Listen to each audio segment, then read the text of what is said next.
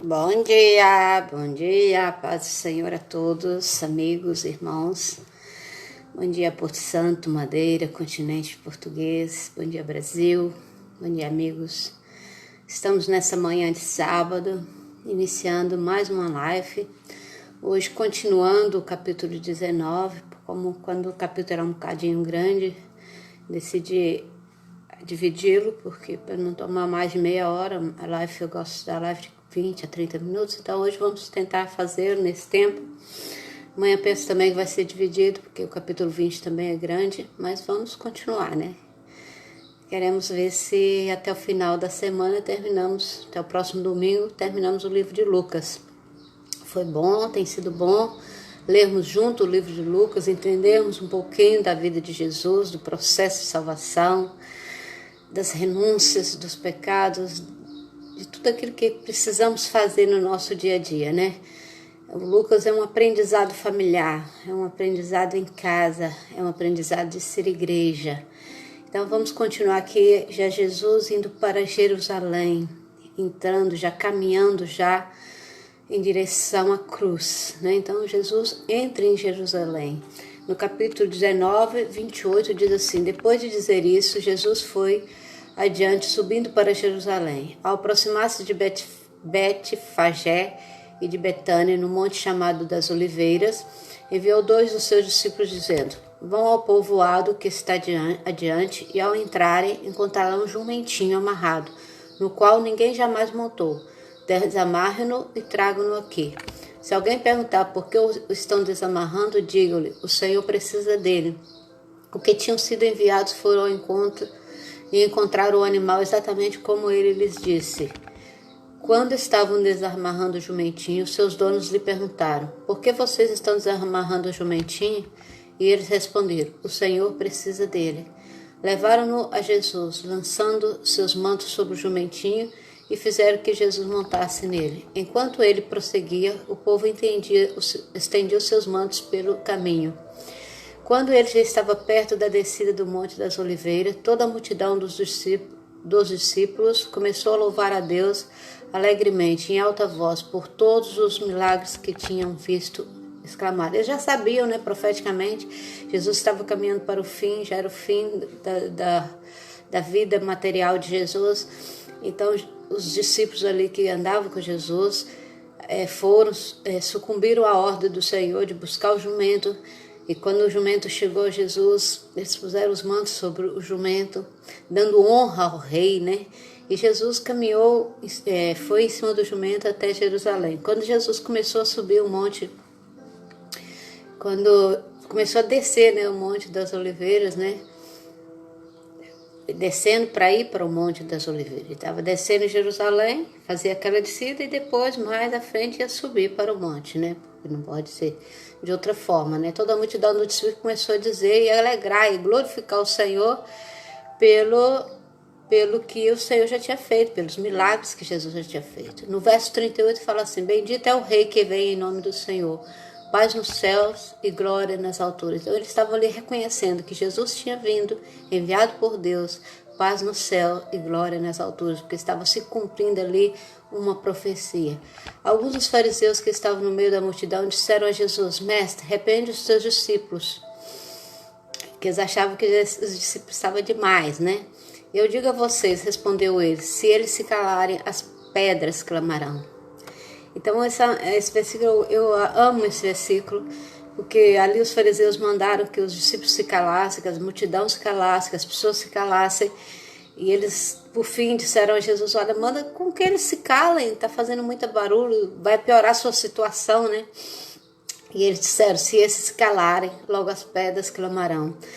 Nós vemos no início dessa quarentena, dessa epidemia, e ainda hoje ouvimos algumas pessoas a dizer assim: a igreja perdeu para o inimigo, né? Muitas igrejas foram fechadas por causa da epidemia. E tem um pastor, Carlos Cardoso, que ele pôs outro dia uma síntese interessante, eu gosto muito disso, e ele disse: nós não perdemos, nós não fechamos a igreja, nós expandimos as igrejas. Uma igreja tipo a nossa, que está localizada ali no Campo de Baixo, que nós somos um grupo de 10, 12 pessoas, numa live, num culto online, nós conseguimos alcançar 40, 50, 100 pessoas. Então a igreja não fechou, a igreja expandiu. Então é como Jesus disse, se esses se calarem, as pedras clamarão. Então nós como igreja não podemos nos calar, porque se nós nos calamos, outros vão anunciar em nome do Senhor. Outros falarão em nome do Senhor, mesmo que eles não sejam do Senhor, eles vão falar em nome do Senhor.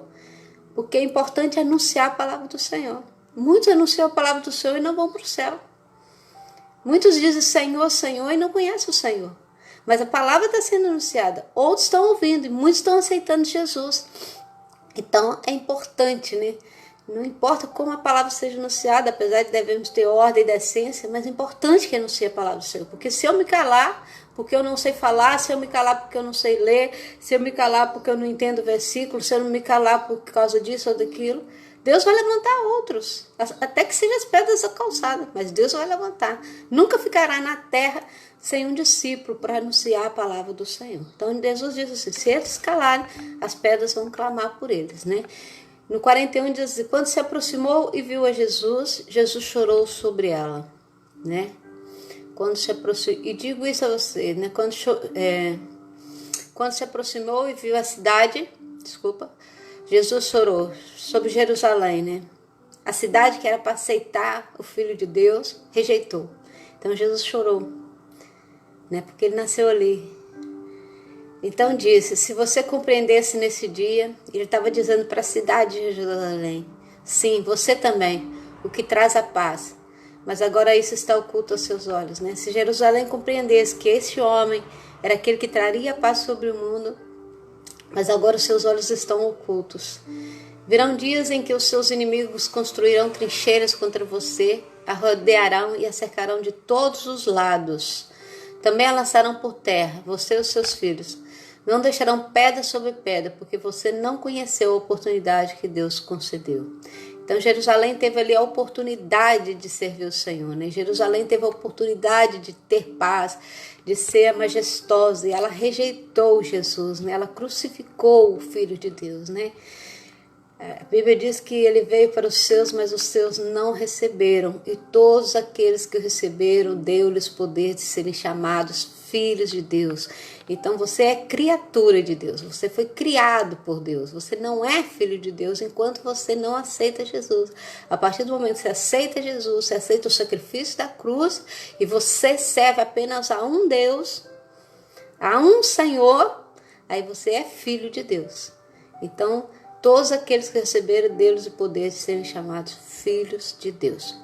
Ok? Passando para a quarta e última parte do capítulo 19, que começa no versículo 45, diz assim, então ele entrou no templo e começou a expulsar o que estavam vendendo. Disse-lhes, está escrito, a minha casa será casa de oração, mas vocês fizeram dela um covil de ladrões. Todos os dias ele ensinava no templo, mas os chefes dos sacerdotes, os mestres da lei, os líderes do povo procuravam matá-lo. Todavia não conseguiam encontrar uma forma de fazê-lo, porque todo o povo estava fascinado pelas suas palavras. Então, Jesus chegou ali e encontrou algo tremendo, né? As pessoas fazendo do templo comércio, né? Então ele chegou ali e disse, a minha casa será casa de oração. Eu imagino hoje, se Jesus viesse hoje, quantas pessoas estão fazendo da casa de Deus comércio. Quantas pessoas, quantos líderes, quantos pastores, missionários, obreiros ou não, membros, quantas pessoas usam as coisas de Deus, usam a casa de Deus para fazer comércio. A casa de Deus não é para fazer comércio. A casa de Deus é para orar, para cantar, para louvar o nome do Senhor. Então não é para isso.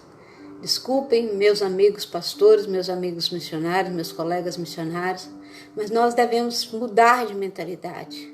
Vocês, nossa igreja, como corpo de Cristo, devemos honrar o corpo de Cristo. A igreja do Senhor é uma casa de oração, é para nós orarmos, para nós cantarmos, para nós anunciarmos a palavra de Deus.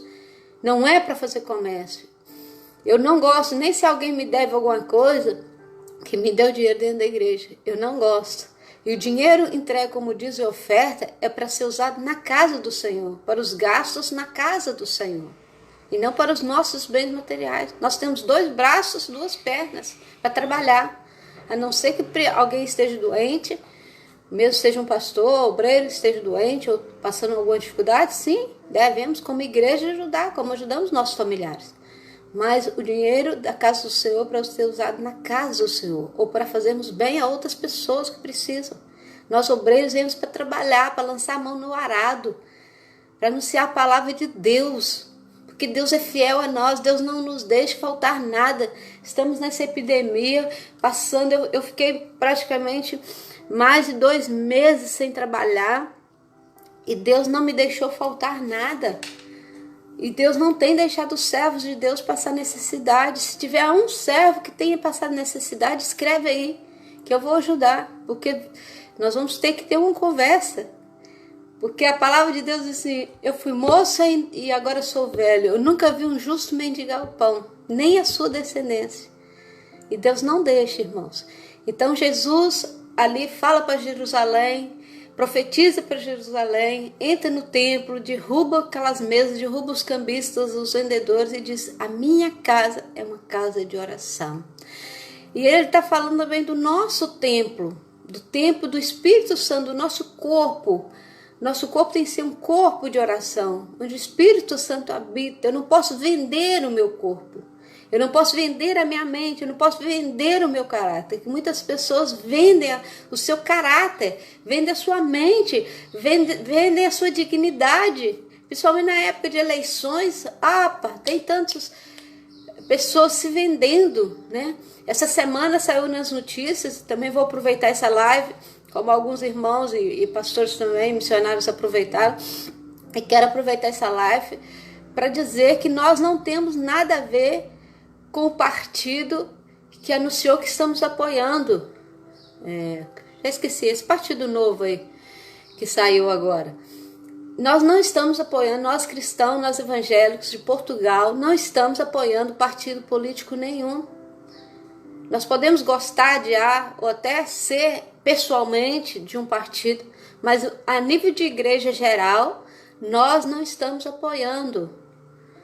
Então, saiu nas notícias que as igrejas, os pastores e missionários estavam apoiando um certo partido político. E eu quero deixar bem claro que nós não estamos apoiando partido político nenhum. Nós somos unânimes, nós oramos para que Deus levante governos sadios, para que Deus oriente os governos, porque a palavra diz: bendito é a nação cujo Deus é o Senhor. Para que Deus seja o governante, que Deus oriente a vida dos presidentes de Câmara, dos ministros. Então nós não estamos partidaristas, nós queremos anunciar Jesus. O nosso objetivo é anunciar a palavra de Deus, não comercializar nosso voto, não comercializar o nosso corpo, não comercializar o nosso espírito, porque nós queremos anunciar o Senhor Jesus. E você é convidado para que deixe Jesus entrar na sua casa espiritual, no seu corpo, que transforme a sua mente. Porque se você não anunciar que Jesus é Jesus, que Jesus é o seu Senhor, as pedras vão clamar. Porque Deus não precisa de nós, mas nós precisamos de Deus. Você é convidado hoje. Eu quero aceitar Jesus. Eu quero ter uma nova vida. Eu quero que Deus mude a minha casa, mude o meu pensamento, mude o meu ser. E Deus vai falar com você, ok? Vamos orar, vamos aproveitar, orar pelo governo também dessa cidade. Senhor Deus, nós oramos a Ti, pedindo uma bênção sobre nós, para que nós possamos ter sempre boca para falar do Teu Evangelho, para que não seja preciso que as pedras falem, mas que possamos anunciar a Tua palavra. Abençoa os governantes, Senhor, dessa cidade, da ilha de Porto Santo. Abençoa os governantes da Ilha da Madeira, do continente português e de todos os países, para que o Senhor seja o Senhor dessas nações, para que a terra seja curada e vidas venham ser salvas, venham ser alcançadas por Ti. Abençoa esse dia, Senhor, aqueles que estão em casa, aqueles que irão trabalhar. Abençoa aqueles que estão enfermos, cura todas as enfermidades. Abençoa os médicos, enfermeiros, bombeiros. Abençoa todos nós, Senhor, que sejamos guardados. Abençoa ele do Porto Santo. Salva vidas neste lugar, pois nós clamamos em nome de Jesus. Amém. Amém? Deus abençoa.